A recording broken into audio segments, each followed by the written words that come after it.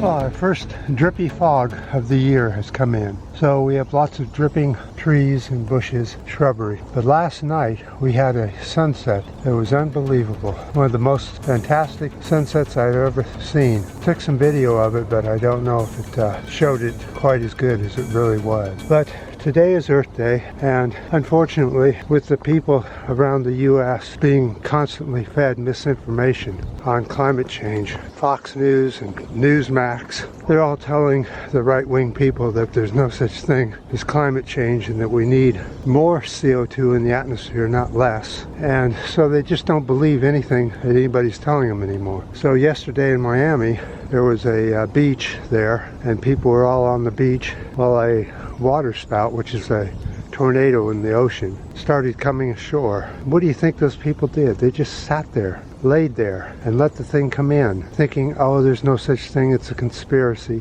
And of course, what happened after that? No one got seriously hurt. People were bicycling through it and thinking it was just a fun thing. How stupid can humans get to believe the misinformation machines of Fox News and Newsmax and the rest of the right-wing talking points that climate change is not a real thing? Go up here and just see how real it really is.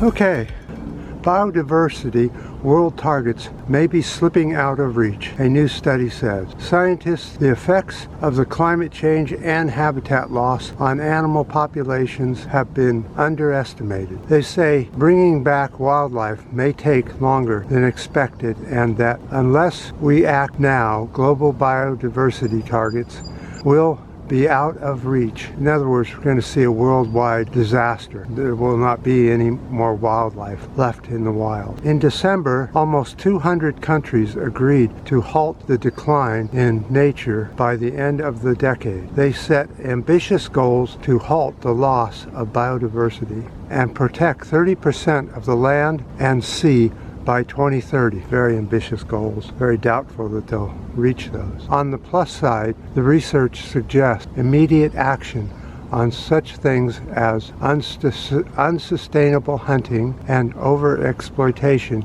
of natural resources will have immediate and far-reaching benefits to the wildlife. So if you stop the excessive hunting, the excessive building of houses in virgin forests and undeveloped land, and control the amount of industry on these areas, you can save what's left of the biodiversity that's left. But a lot of the right-wing troll machines, such as Fox News and Newsmax and anything that the maggots listen to, they say that there's no such thing as CO2 going up. They say, if anything, the ice sheets are growing and that the CO2 is going down. Well, let's look at some actual science on that. Ancient air bubbles trapped in ice enable us to step back in time and see what Earth's atmosphere and climate was like in the distant past. They tell us that levels of CO2 in the atmosphere are higher than they have ever been at any time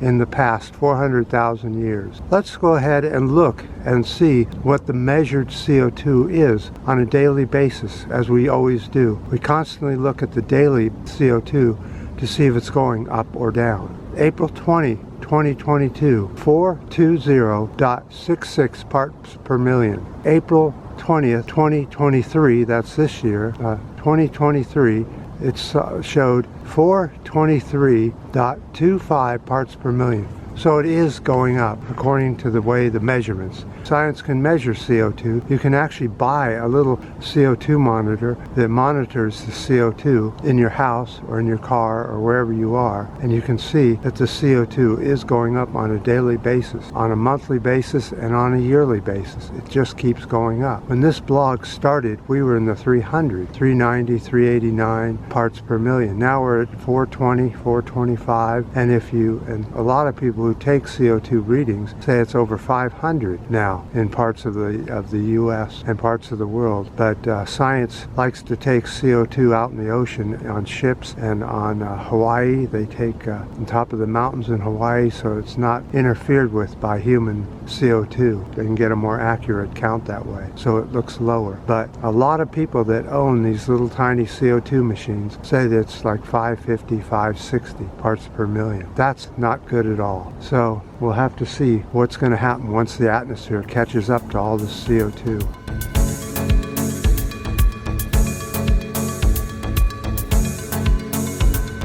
And we end up with super hot days. Speaking of hot days, India is seeing extraordinary heat in April. We're seeing some of the highest temperatures April has ever seen in India and other parts of the world. India recorded 113 degrees Fahrenheit the other day, and just keeps going up. They're saying that they're going to need shelters for people during the day, during the summer in India, and that the people have to pay attention to it and not stay outside, because a lot of people are dying from heat stroke because they're going to events and just hanging outside in the humid, hot air and dying from it. That's going to become the norm all over the world, especially in the U.S., Asia, Africa. Many countries will see that pretty soon now, that people will start dying because the humidity and the heat get too high and our bodies can't deal with it, and we die from it. We die of heat stroke. Another thing that's going to happen is the lack of food.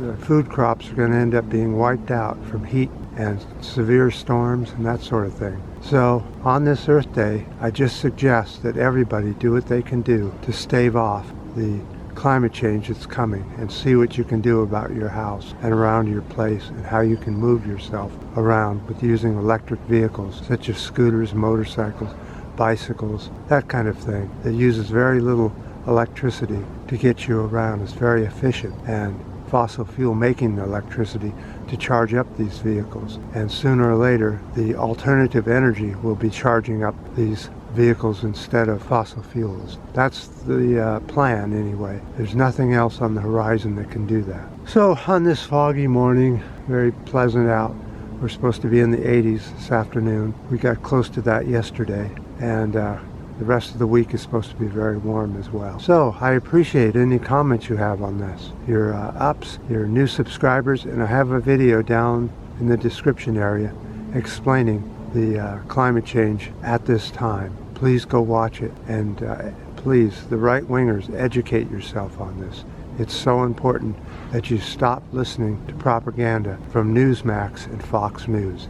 That's all they are, is propaganda machine, and you know it and I know it, and you're just eating it up. Please try to get some real information. And until next time.